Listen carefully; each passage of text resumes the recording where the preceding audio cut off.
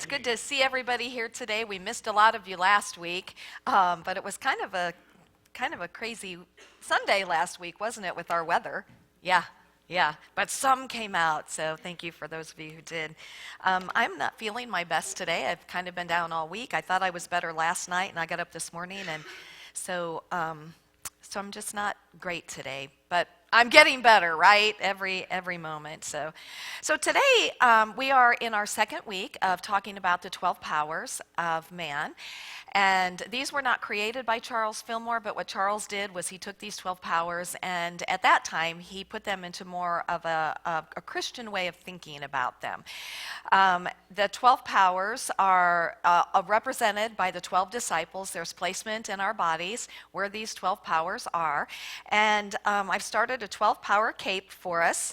And Deb and Kathy told me last week the S should stand for source. I thought it would stand for Sue, but I got to give it up to source, so there you go. Last week we talked about the power of understanding. If you weren't here, I do encourage you to listen to that so that you can keep up with where we are at. And so today we are talking about the power of will. And I thought that was interesting when Dee was channeling Mitch. I'm like, that, and whatever you're going to do. So we're going to really talk about the power of our will today. So whatever we do, we're going to be in alignment with the Christ within us, right? So we're going to talk about the power of will today in two ways. The first way that we're going to talk about it is that our commanding power of will, the will that, guess what, we're supposed to be in charge of, our willpower. And the second way that we're going to talk about will is aligning our will with the greater will of God and what we call the greater will of good. Now, I have a stack of books at home that I'm using because, Charles wrote, he had the 12 Powers book, but since that time, many Unity authors have been trying to bring these powers into language that we can understand. So I'm pulling from a lot of sources, and I'll share those sources with you as we go. One of them is from a book called New Thought for a New Millennium. This is actually a number of New Thought authors who have taken one of the 12 powers and have expanded on it. So in that book, it says, with every urge we have felt to improve ourselves, we conjure up the power of will, calling it willpower. And the power of will for us is crucial to move us into action. They call the power of will our executive faculty. And so when you think about, the CEO, the executive of the company, that person is moving you into action, right? So that this is the power of our will. Our powers of wisdom and understanding discriminate between the true and the false, but our power of will actually chooses. And so it's important that we talk about this. It's important that we dive into this so that we can really get that we are the ones who are supposed to be in charge of our will and not the other way around, that our will is in charge of us. And in many ways, and we've talked about this before, that with a lot of our powers, they're like children, that we've let them just go off on their own and do whatever they want, and we haven't really given them guidance. And so today is about really looking at that with our power of will and giving it some guidance and reminding it that I'm in charge, right? I'm in charge of me, and you're in charge of your will. Yes? Yes, okay. Job says in 22:28, you will decide on a matter and it will be established on you. You will decide on a matter and it will be established for you. Now, our power of will is found, our power of understanding and our power of will are closely aligned in the front brain, but also closely aligned with the power of will is our power of strength. And our abilities to meet our goals depend a lot on our power of will and our power of strength in discerning if I am able to put off some of my sense gratification in order for me to be able to meet a goal. So let's just say that one of my goals is that I want to read more spiritual material. I want that to be part of my daily experience. Now, my sense gratification may say, hey, I'm going to sit here and I'm going to watch this TV show for 5 hours. But with the power of will, with aligning that and bringing that power of will and strength, then we can make the choice then to say, you know what, I'm going to turn the TV off for an hour and I'm going to pick up this book and I am going to read. And I know that for all of us, we all have those times, don't we, when we allow our sense gratification to take precedence over what we're really trying to go for. Am I right in that? And it's okay, because it happens to every single one of us. And I love because it reminds us that putting off our sense gratification actually helps us to build our character. And our character really determines on who we become and how we show up in life. And the realization that when we see somebody that we think has kind of a weak character, it's because they're living from their ego. But people, and I know that we all know people that we look at and we think they just have such a strong depth of character. We look up to them. And that's because their will is in alignment with something higher in them. They may not even recognize that, but that's true. Now the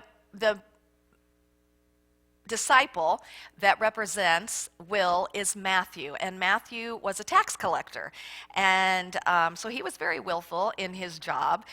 And then Jesus came along and said, you know, follow me. So metaphysically, what this means, that in order for our will to be surrendered to the Christ, to be willing to do the divine will, we too need to give up our smallness, our selfishness, our ego fascination with looking good, being right, and controlling the situation. Seriously? Oh my gosh. I don't know about you guys, but controlling the situation, anybody have a challenge with that? I kind of want it to be my will and to go this way, or, you know, what, being right. But it's true. And it goes on to say, when our will does merge with the divine will, great advances are made, for we begin to consciously choose to live the divine way of life. And, you know, as I always say, let's not beat ourselves up. Let's just be able to take an honest look at ourselves and begin to make some different choices. So another book that I'm using is called Power Up, and this is by Reverend Paul Hasselbeck and Reverend Cher Holton. They also have another level of this book called, like, Power Up, Level Up Even More. But in it, they say, will is our ability to choose, decide, command, lead, and determine based on the senses, thoughts, feelings, and beliefs. We use our power of will to make life-enhancing choices or not. And we don't always hit that mark, do we, of making those life-enhancing choices. But what we can do, again, is we can get better at this. They tell us that the underdeveloped will kind of shows up as somebody who can never make a decision, is wishy-washy. And I'm going to tell you, we've probably all been in and out of both the underdeveloped and the overdeveloped and in the elevated consciousness will. The overdeveloped will is result in willful people having to have their own way all of the time. They exhibit a my way or the highway kind of attitude. Their attitudes are, don't give me the facts, I don't need the facts. And they're generally bossy and like to tell everyone what to do. Does anybody know people like that? Is anybody one of those people here? So from the elevated consciousness, the will is not up there. It's the ability to choose, decide, command, lead, determine based on ideas with the capital I, truth, principles and laws that are divine in nature. We use our will to choose and direct our thoughts and actions to be the best person, to be the best Christ that we can be, to show up in the highest way that we can possibly show up. And again, we don't always hit the mark on that. But I think we hit the mark a lot. I was thinking today on my way in that in a way, not in a way, I know that I'm preaching to the choir here, that we have worked with these things. But I also know for myself, I've been in Unity for over 30 years, and that every time I dive into something, I'm so grateful to be re-reminded of what I know to be truth, but it re-reminds me of more that I can be, of how I can show up in an even more brighter and brilliant way. How many of us like to show up in loving, kind, compassionate, yes, connected ways? Do we like that? I'm not seeing hands. Okay. Okay. So, will moves all of our other powers into action. So we're going to see how that flows. So, it moves what we believe, which is faith. When, where, and for what we stay the course, which is strength. These are our 12 powers. What we judge and when we apply what we know, judgment. What we desire, need, require, and for whom we have the highest regard, that's love. What we master or have dominion over, power. What we visualize, imagination. What we know, understanding. When and what we organize, sequence, or adjust, that's order. What we are passionate about, that's zeal. What we deny or get rid of, that's elimination. And what we vitalize or enliven, and that's life. So our will is such an important power for us to spend some time with, because we want to get a hold of where we're allowing our will, or where we have allowed our will to be willful in our life, and where we can tighten that up, and where we can be willing and then have dominion over our will. Okay, so, and as Paul Hasselbeck said, our will, we use our power of will to make life-enhancing choices. So at the beginning of this year, we did a white stone ceremony, and many of you did that, and we came up with a word or words, something that we want to focus on for the year. How many of us have set like goals or resolutions? With the new year, there's almost like this newness of like, this is what I want to focus on this year. How many of us like have something in our mind that we want to better ourselves at? Okay, so here's an idea for you with the power of your will. So whatever it is that you've been focused on, in order for you to use your power of will to really bring that into greater expression, make a list of the choices that you've made this past week and determine their effectiveness in moving you towards what it is that you're focused on. And then, what choices would you like to change? Can you change those? And how can you change them? And sometimes we're not going to be able to change the choice, but we could make different choices at this point. So what choices do I need to make at this point to move forward and being successful with my goal? So let's just say that my goal is to eat healthier, is to just be more aware of what I'm putting in my body, what I'm putting into this temple. And that last week I went to Andy's and I got the funky jackhammer. Who is that? James Brown funky jackhammer. And I ate the whole thing. You only went once? Ba-dum-bum. I didn't actually go. I was home all week, but let's say I did that, and so I look at this and I go, well, okay, what were my choices last week? Can I change that? Well, I can't change that, can I? I ate the whole thing, and so it's already, But what I can look at is, what would I like to do differently? And I can just become aware of that, and I can say, and I actually do love Andy's. So I could go to Andy's and I could just get a small cone. I could use my will to not be so indulgent when maybe that indulgence is not what I feel is highest and best for my body. So we understand that, right? So we can make some choices here and I think it's important for us to be honest and to look at what is it that I'm desiring to bring more of into my life, and am I doing the things that I need to be doing in order for that to happen? Because here's the thing. We cannot just pray about it and meditate about it and create our vision boards. We have to take the action. And we are the only ones who can take that action for ourselves. Yes? Yes. So, and again, I'm not about beating ourselves up.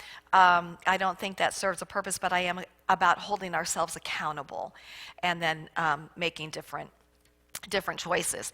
So, what we can also do, I got kind of mixed up on where I was. We can get up in the morning and we can use our power of will to move us in a direction. I will exercise today. I will be in awareness of my thoughts today. I will look for beauty today. I will stand for myself today. I will be all right. I will have what I need. I will be sober. I will make good choices. I will do the right thing. I will trust. Whatever it is, bring that power of will into your consciousness first thing in the morning and call it forth. I am the commander of my will. Let's just say that. I am the commander of my will. You are. And we need to tell ourselves that over and over again. And today I will do these things. Okay, secondly is the power of will and aligning our will with the will of God. And you're always going to hear me when I say the will of God is also the will of good. So let's share this affirmation together. God's will for me is more good than I can begin to imagine in my human thinking. Okay, so that was okay. But by the end of this, we're going to say it with more power and with more, with more zeal. Thank you. So Charles Fillmore says, in the present state of race consciousness, now remember, this is Charles, like 100 years ago, people use intellectual will to excess. This is 100 years ago. So we're still doing it, aren't we? And so ours is to re-educate our will, which is the directing power of our mind, to teach it to become more receptive to spiritual ideas, to spiritual prompting, to spiritual guidance, rather than to just material pursuits. Material pursuits are not bad. But what we can see is that when that is the only focus, material pursuits tend to become greedy. When we are aligning our will with the greater will of God, and we are pursuing anything, it will never be just about us. It can never be just about us, because it will always be about something that can uplift the greater good of everyone around us. So we just want to re-educate our will to be in alignment with that greater will of God, that greater will of good. Learning to be in the world, but not of the world. In Romans 12:2, do not conform any longer to the pattern of this world, but be transformed by the renewing of your mind, that you can prove what is that good and perfect and pleasing will of God. And I'm telling you, it's already been proven in your life over and over again. It has been. And, we'll talk more about that in a moment.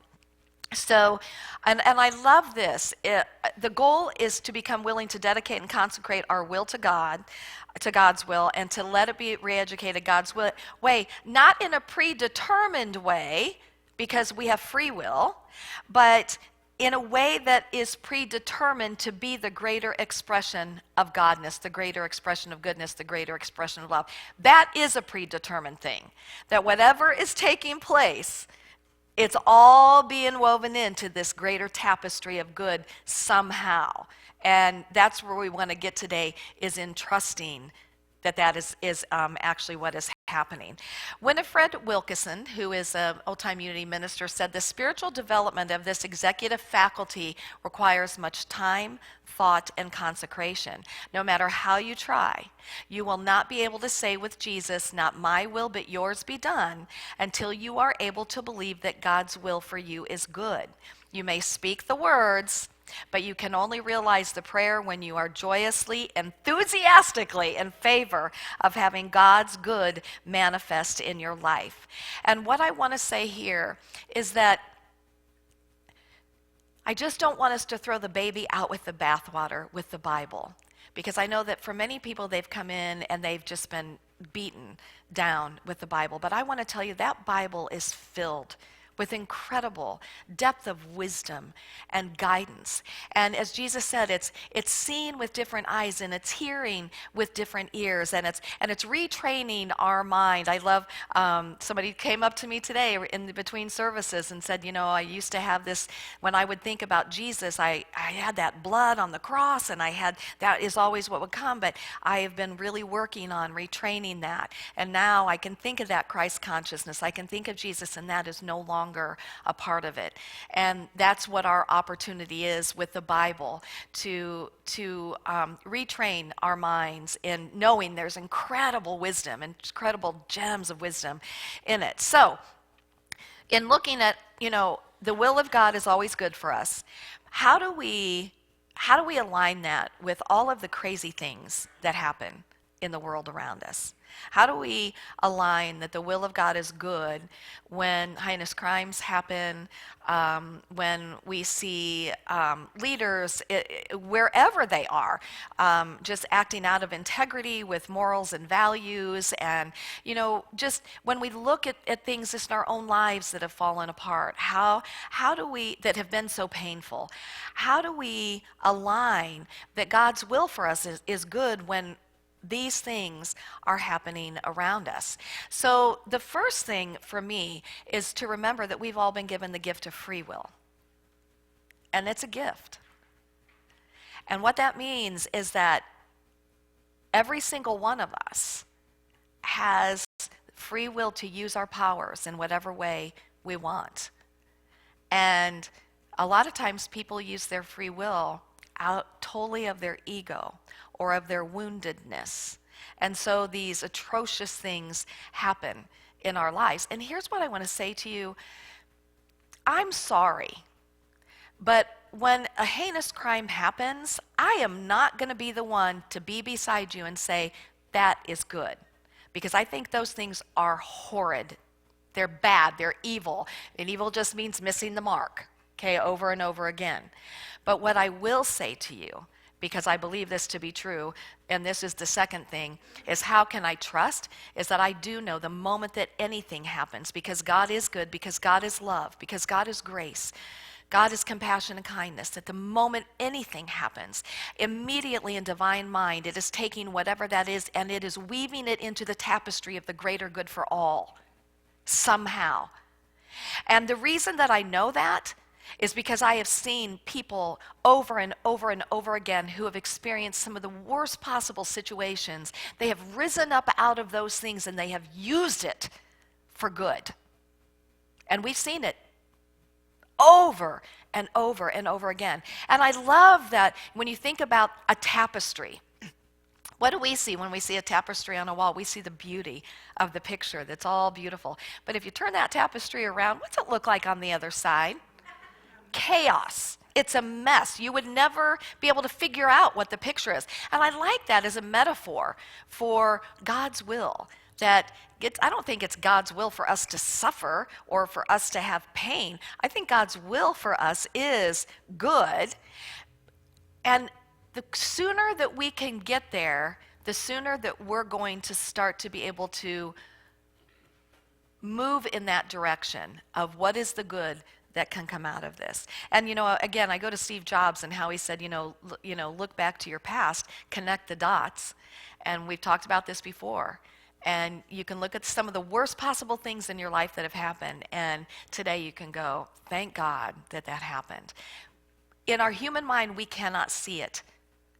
But and I think that I know for me, and I'm just being honest, it's scary sometimes to me to look at the state of our country, to look at the state of the world, to look at the state of our climate, to look at so many things.